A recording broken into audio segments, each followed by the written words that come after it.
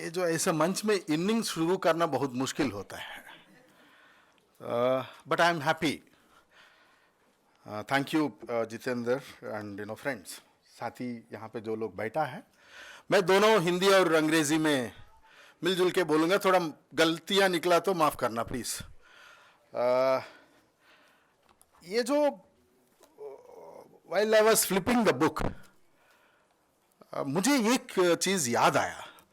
Basically मैं भी एक जितेंद्र मीना का एक लेक्चर सुन रहा था. लेक्चर मतलब ये इसी किताब का सिलसिले में कोई मैं भी भारत का जो रिकॉर्डिंग जो है, बिकॉज मेरे पास एक लिमिटेशन था, हिंदी में है किताब, थोड़ा टाइम लगता है. तो मैंने सोचा एक why don't I just follow other way around. तो इनका बात वहाँ पे सुन के कुछ पॉइंट्स मैंने लिखा. कितना टाइम, 10 मिनट 15 मिनट, फाइन. तो जब मैं ये सुन रहा था, मेरे को एक चीज़ याद आया.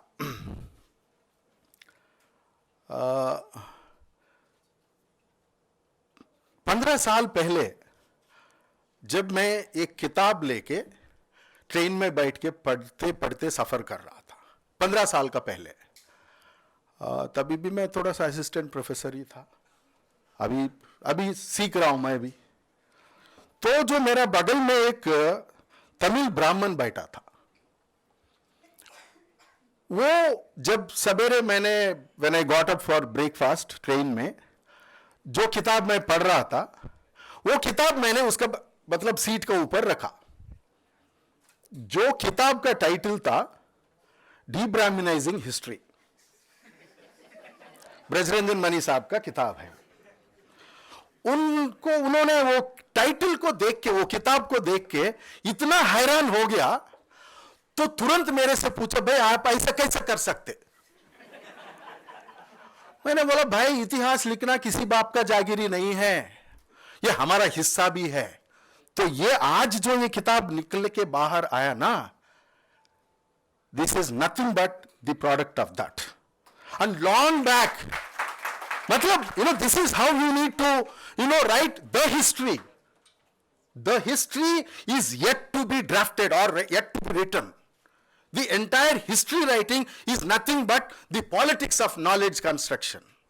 मैं उसके लिए, उसके बारे में मैं अभी 1-2 मिनट में आ जाऊंगा. तो see how, I mean, he was so, it was so terrific that ये जो किताब जो है जितेंद्र मीना जो लिखा है, बहुत एकेडमिशियंस को ये लग रहा होगा, भाई ये क्या है, मतलब इसका पीछे क्या कारण है, इसके पीछे क्या पॉलिटिक्स है. This is also politics, and I mean the politics how you will do with this kind of history writing is very important thing. Therefore बहुत पहले चर्चिल साहब ने बोला that it is, the future is dependent on the battles that led by not only kings but also professors. And that is where I can see many professors here who are waging that battle in the not only university spaces but also बाहर भी वही कर रहा है. ये जो किताब जो है, आई मीन नेशन बिल्डिंग, मैंने एक कोर्स पढ़ाता हूँ दिल्ली यूनिवर्सिटी में. आज भी सवेरे वही क्लास था, दलित बहुजन ताट पढ़ाता हूँ मैं. उसमें एक नेशनलिस्टिक जो डिस्कोर्स जो हुआ, वो पूरा एक, it is nothing but nation building is not just political but also it is एक जमाना में, एक उस टाइम पे जो नेशन बिल्डिंग का जो हिस्सा ब्राह्मणवाद और ब्राह्मण आइडियोलॉजिकल हिस्सा वो बन गया, वो completely this kind of work is going to completely deconstruct such kind of notions of nation building. भाई हम ही नेशन को ये बिल्ड किया. We are the people who build this nation. Not only in the context of political, but also in the context of social and many other contexts, cultural for that matter. Okay? Completely जो इतिहास को जो लिखने का तरीका जो है, उमेश बगाड़े का एक बहुत इंटरेस्टिंग राइट अप है. किस तरीके से इतिहास को द ब्राह्मणिस्ट स्कॉलर्स जो लिखता है, वो अपना खिलाफ नहीं लिखता है ना, अपना एजेंसी को खत्म करने के लिए नहीं लिखता है history. because that's how the politics of knowledge is constructed. So ये जो history writing was completely hijacked by different ideological streams. Jitendra Meena जब बोल रहा था वो गुहा था, वो गुहा है, इसलिए वो गुहा है, वो नहीं लेके आए कोई ट्राइबल को या कोई ट्राइबल लीडरशिप को in the makers of modern India किताब में, वो भी मैं पढ़ाता हूं as part of this thing. क्या इनको पता नहीं है इतना स्ट्रगल्स हुआ कॉलोनियल रूलर्स का खिलाफ, ऑल्सो द नेटिव रूलर्स का खिलाफ? क्या एक भी नहीं थे मिला उनको वो लिखने के लिए? And we also had left liberal historians. ये लेफ्ट लिबरल हिस्टोरियंस भी हम बहुत प्रेज करते हैं, but I have a problem with them. By right wing scholars, right wing historians, वो अप्रोप्रिएट करके लिखता है, वो लिख रहा है, उसका एजेंडा है, वो खुल के बोलता है. बट ये जो लेफ्ट लिबरल्स को क्या हुआ? क्या दलित, बहुजन, आदिवासी, महिला, इसका जो बेसिक एजेंसी है, इसका ऊपर क्यों काम नहीं किया है? किया तो भी क्यों एक डिफरेंटली इंटरप्रेट किया गया है, is a very important thing. So this subjectivity जो है ना, वो किताब का अंदर वो जो सब्जेक्टिविटी एक होता है, that's the Dalit, Bahujan, Adivasi gendered subjectivities are not being completely mapped even till today. That's why women come, that we too make histories.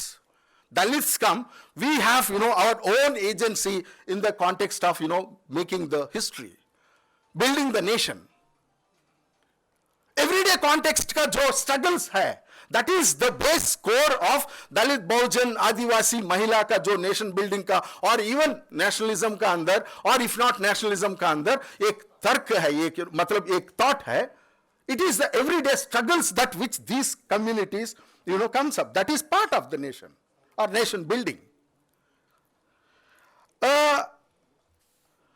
From pre-colonial struggle till today, जंगल, वो जमीन का लड़ाई जो है अभी का नहीं है.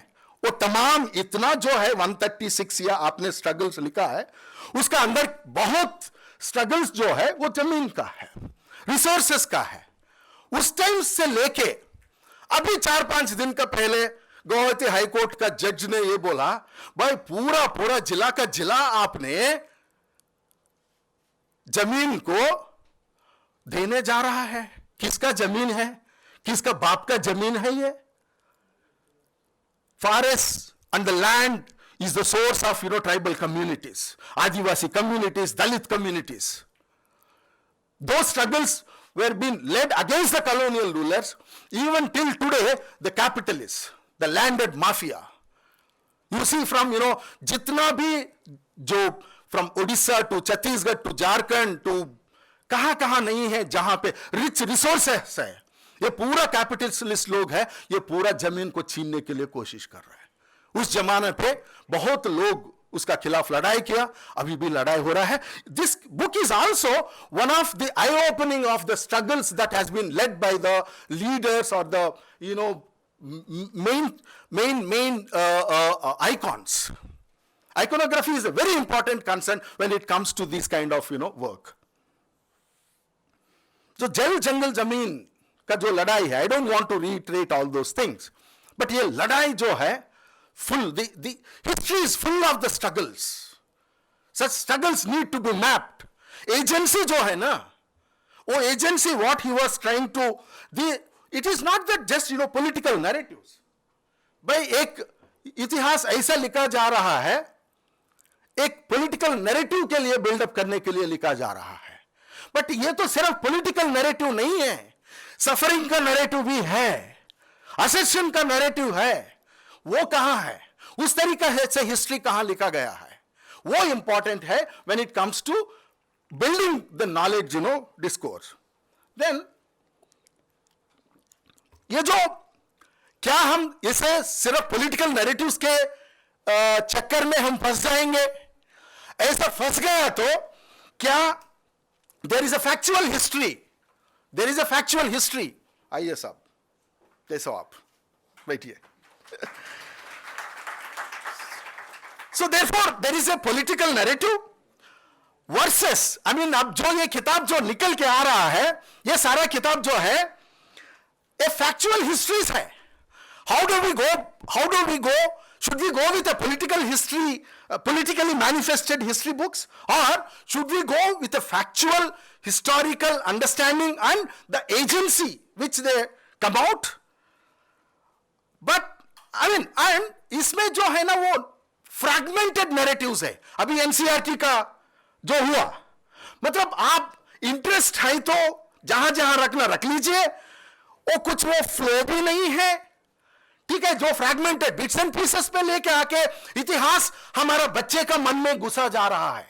And this is the danger towards to the nation which our forefathers or whoever it may be, who has led the struggle, the entire nationalist struggle, which was not necessarily led by the Brahminical forces, but आदिवासी, दलित, पिछड़े वर्ग, जितना भी लोग का शामिल है, वो बहुत इंपॉर्टेंट है. And that is the history that which is needed at the hour, the right now at the moment. और 2-3 मिनट ले लूंगा. और जो entire historical जो personalities और icons that जितेंद्र मीना निकल के लेके आया, मान के चलिए, मैं तो I can say that professor माना तो लोग सोचता है ये तो बहुत ज्ञानी होता है. नहीं, हम सीखते हैं. हम उस पूरा लिस्ट में 5 लोगों का नाम ही सुना भाई मैंने, उसमें जितना भी आपने लिखा. और जो लास्ट में 136 या 139 जो स्ट्रगल्स जो है, उसमें बहुत कम जानता हूं मैं. जितेंद्र मीना ने इस किताब का रूप में से हमारा सामने एक बहुत एकेडमिक एजेंडा रखा है.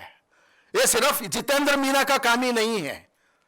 यह सिर्फ a scholar, inverted quote, ST scholar नहीं है वो, ये स्कॉलर है, एक हिस्टोरियन है, ठीक है. जो ये बताया जाएगा अभी से, हाँ वो ट्राइबल स्कॉलर है, हाँ वो ट्राइबल स्कॉलर है, ये दलित स्कॉलर है, हाँ वो ओबीसी स्कॉलर है, ये तो मैडम विमेन है, विमेन ट्राइबल स्कॉलर है. मतलब एक आइडेंटिटीज दिया जाएगा आपको, भाई ये हिस्टोरियन है. इतिहास को फाड़ के जो ब्राह्मणवाद इतिहास बनाया, उसको फाड़ के नया इतिहास लाने के लिए ये सब लोग कोशिश कर रहा है. इस किताब उस सिलसिले में एक इंपॉर्टेंट है. यस, दूसरा पॉइंट जो है, over a period of time क्या हुआ, जब इतिहास को लिखने टाइम पे या क्लासरूम में बताया गया है हमको बार बार from 6th standard to graduation and master level तक एक ही पर्सपेक्टिव, एक ही कॉन्टेक्स्ट, एक ही थिंकर्स, एक सेट ऑफ थिंकर्स, यही है इंडियन पॉलिटिकल थॉट का. अभी रिसेंटली हमारा यूनिवर्सिटी में सिलेबस रिवाइज हुआ, दलित बहुजन थॉट का अंदर वो दूसरा तरीके से सिलेबस रिवाइज किया होगा. कहीं ना कहीं ट्राइबल का या आदिवासी का नायक का स्पेस ही नहीं है. क्या बिरसा मुंडा के बारे में नहीं पढ़ा सकते हम? कोमरम भीम का बारे में नहीं पढ़ा सकते हम? There are n number of icons, socio-political icons, cultural icons of the Adivasi community which need to be brought into the young minds. We need to tell that these are the people who struggled against the colonial rulers. It is not that only a set of people who say that अरे गांधी ने भगाया उसको या और कोई ने भगाया. नहीं भाई, ये लोग भी भगाया उसको. As a young student, I know Alluri Sita Ramaraju from the Andhra, that Manyam struggle. So therefore, appropriation and assimilation. अभी क्या हो रहा है, वही आपका मैंने वो सुन रहा था, वो वीडियो रिकॉर्डिंग. तो नाम बदलने का है चक्कर. अभी बिरसा मुंडा का नाम दे दीजिए, किसी एयरपोर्ट का, किसी रेलवे स्टेशन का, वोट मिल जाएगा आपको. भाई उतना बेवकूफ उल्लू लोग नहीं है. अभी लोग जाग रहा है. किताब भी जगाएगा सबको, बहुत सारे लोगों को किताब भी जगाएगा, ठीक है. तो एक appropriation and assimilation is happening over a period of time. That kind of appropriation and assimilation will be stopped bye such kind of work. 2-3 things उन्होंने ये किताब में एक जो तमाम आइकॉन्स के बारे में लिखा गया है, और शायद मैं उम्मीद करूंगा, मैं इसलिए बोल रहा हूं, it is not that subject of only Jitendra Meena. It is everybody's subject. It is everybody's subject to seriously go back and see the names, see the struggles. अरे भाई, आपका सामने एक बहुत बड़ा लाइब्रेरी बैठा है, वो लाइब्रेरी में नहीं मिल रहा है तो आर्काइव्स है, जाके खोज लीजिए. इतिहास को लिखना बहुत जरूरी है, तो वो सारा चीज लिखना क्या बहुत जरूरी है. उसमें fights against colonials by tribals icons like Raghunath Shah और शंकर शाह के बारे में भी आप बात कर रहा था. So important, these names I have never heard. एक नया दिशा दिखाते हैं हिस्ट्री का, एक नया रूप दिखाएगा ये किताब.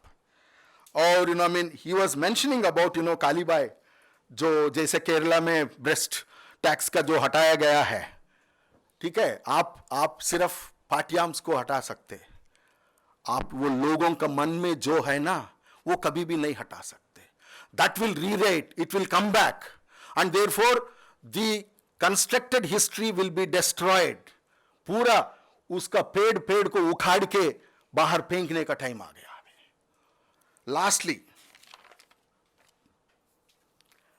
वो जो अप्रोप्रिएशन के बारे में जब बोल रहा था, how Birsa Munda and Buddha was been appropriated, and therefore the politics of presence. This book is, I see that this book is nothing but it is the politics of knowledge and the politics of presence.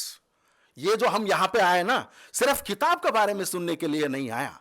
Everybody has their own politics in their mind, so that they are present here, and this presence is important to challenge the history, to challenge the entire, you know, false narratives that has been written in the history textbooks. चाहे वो left हो, right हो, centrist हो. मेरा problem ज्यादा सब लोगों के साथ है. लोग सोच रहा है, left scholars also need to seriously think.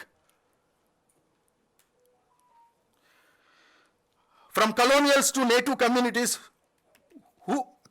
you know, how economic exploitation is being, you know, completely, you know, need to be redrafted. ये जो तेलंगाना में अभी पिछले 4-5 दिन से एक स्ट्रगल हो रहा है, it is very important. Sorry? नहीं, तेलंगाना में मारवाड़ी गो बैक का चल रहा है अभी.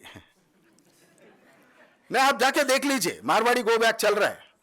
और ये मारवाड़ी गो बैक का अंदर एक पूरा एक नियो लिबरल इकोनॉमी का वो जो जिस तरीका से आया, पूरा तेलंगाना में छोटा छोटा व्यापार जो लोग हैं, आप जिक्र के इसमें भी market, how market is closely connected with tribal communities, and how that market is been completely captured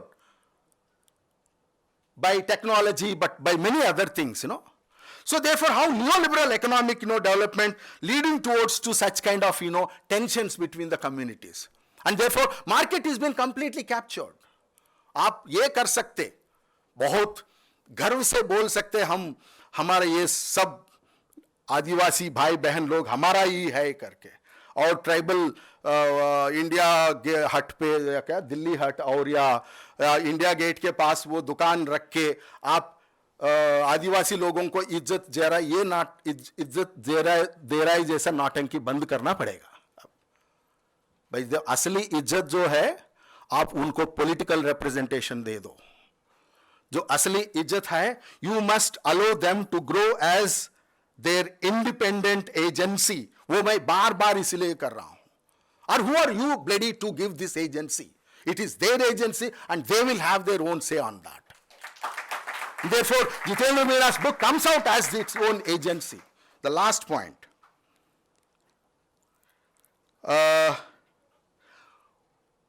इतिहास लिखने का जो सोर्सेस जो है जितेंद्र मीना, वो आपका भूमिका में भी लिखा है. Written sources. भाई रिटन सोर्सेस मतलब क्या है? जो लोग पढ़ा लिखा है वही लोग लिख सकते ना. पुराना टाइम पे, वो जमाना एंशिएंट टाइम पे या इवन प्री कॉलोनियल टाइम पे भी. अब ओरल ट्रेडिशंस का रोल कहां आता है?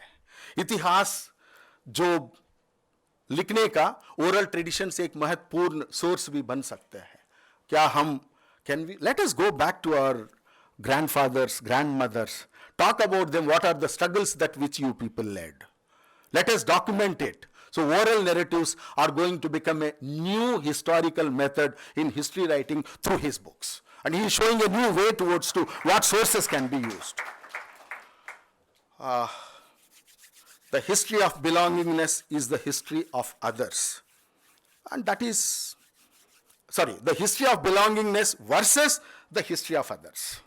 ये जो है, ये history of, ये इतिहास जो है ना, वो एक belongingness है.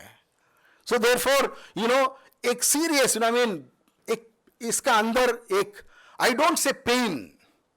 Pain is a very problematic word, though it is there, but an assert to, attempt. An assert to attempt to write the history of belongingness.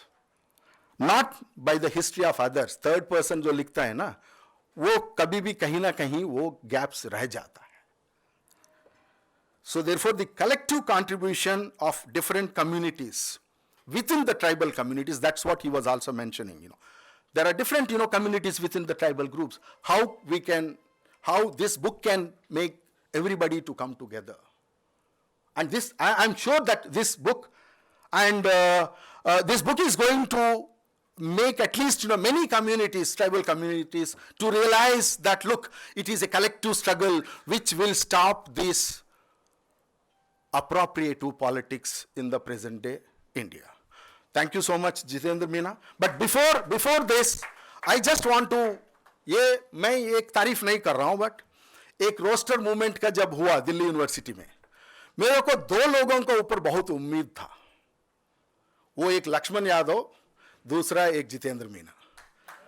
30 साल के बाद, मैं ये आज बोल रहा हूं आपका सामने, 30 साल के बाद, मैं इसीलिए मैं ज्यादा उम्मीद करता हूं आप दोनों को ऊपर से. युवा है आप लोग, you are the third generation. 30 साल के बाद ये लोग और तमाम किताब लिखना है और तमाम चैलेंजेस सोसाइटी का सामने रखना है. And their contribution would be much more immense in the process of history writing and in the process of the making of politics. Thank you so much.